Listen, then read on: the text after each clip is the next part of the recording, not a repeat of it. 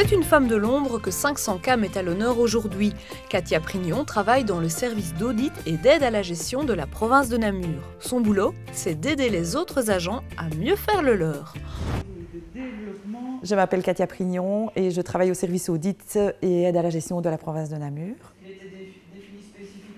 Pour le moment, j'essaye d'animer une réunion du comité de pilotage processus qui est un des axes de développement du plan de convergence.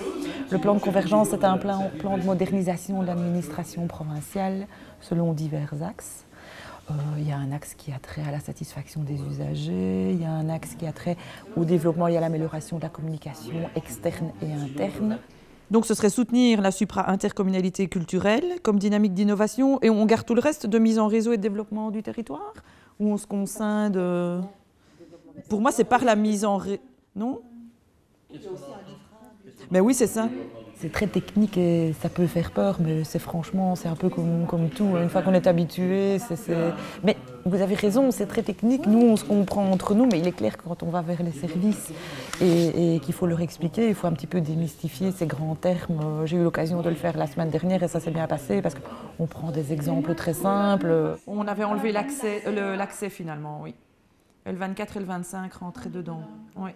Nous menons des missions d'audit. Alors c'est un terme qui fait un petit peu peur parce que le mot audit est souvent associé dans la presse à du contrôle, c'est souvent du contrôle financier d'ailleurs, mais voilà, ça fait toujours un petit peu peur. Mais il ne faut pas, puisque le mot audit finalement vient du latin, vient de audio, qui veut dire écouter. Donc c'est bien ça, il y a une volonté ici au niveau provincial de développer un axe de tourisme d'affaires à la fois en accroissant l'offre d'hébergement et aussi les possibilités d'avoir de grands événements. Ça rejoint un des objectifs qu'on a déjà vus en fait. Par exemple, il y a un problème d'organisation du travail au sein d'un service où la communication ne passe pas bien entre deux services ou même au sein d'un même service. Et donc, à ce niveau-là, on nous demande d'intervenir et de faire ce qu'on appelle une analyse organisationnelle. Donc, on va au-devant des gens, on leur demande comment ils travaillent, comment se passe la communication entre collègues, avec la hiérarchie. Et à ce moment-là, une fois, on fait un état des lieux de la situation. Et parfois, on voit qu'il peut y avoir un gros problème de communication.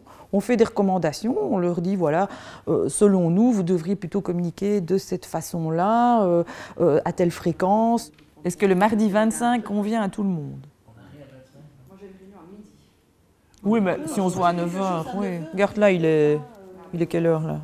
Et il y a une très très forte alternance entre justement la rencontre avec les gens et le travail de bureau, d'analyse, de documents, etc. Mais la plupart du temps, on est justement en réunion de travail. J'insiste, ce n'est pas des réunions comme ça ex cathedra théoriques. Ce sont des réunions, des interviews avec les gens pour voir ce qui va, ce qui ne va pas. Donc c'est ce qui me plaît le plus dans mon métier. C'est le contact justement avec tous les autres agents de la province de Namur. Donc Joanne, du nouveau depuis tout à l'heure, depuis que je suis partie en réunion, je vois que tu as reçu pas mal de mails. Je suis en train de continuer la revue des fiches CAP. Ici, je m'occupe du service informatique. D'accord. Donc, comme je te le disais, j'ai fait un fichier récapitulatif. D'accord. Où on reprendra les différents commentaires qu'on souhaite leur adresser. Et je pourrais leur envoyer par catégorie. Ouais. Ah oui, c'est chouette, comme ça on assure une réponse rapide. Il peut y avoir des moments de découragement, mais ils ne durent pas longtemps, parce que finalement c'est très motivant de se retrouver face à autant de travail et autant de défis à relever. Donc c'est clair que dans le travail que je fais, dans le travail quotidien, il faut de la motivation et il faut de l'implication. Ce qui est dur, c'est la résistance au changement. Ça, si je dois dire, s'il y a une grosse difficulté dans les matières que nous, on pratique au quotidien, notamment dans le cadre du contrat d'avenir provincial ou d'autres grands plans de modernisation, c'est une certaine résistance au changement. Mais c'est humain, hein, c'est pas uniquement à la province de Namur, c'est partout. C'est dans le privé, c'est dans le public, c'est propre à la nature humaine.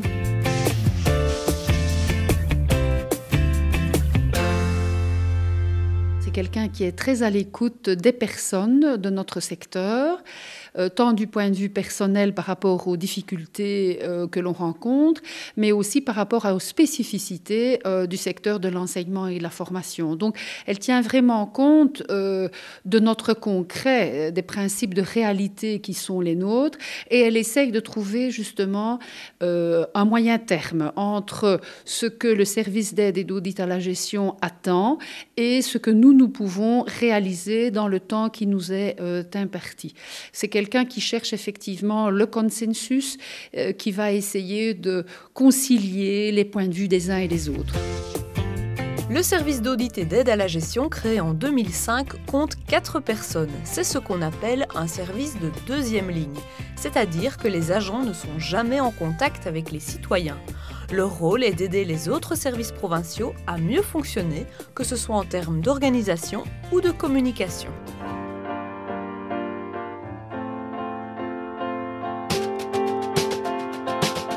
On termine par un petit rappel bien utile. La province de Namur propose une assurance gratuite pour les volontaires. Sachez que lorsqu'une association travaille avec des volontaires pour développer ses activités, elle est obligée de les assurer.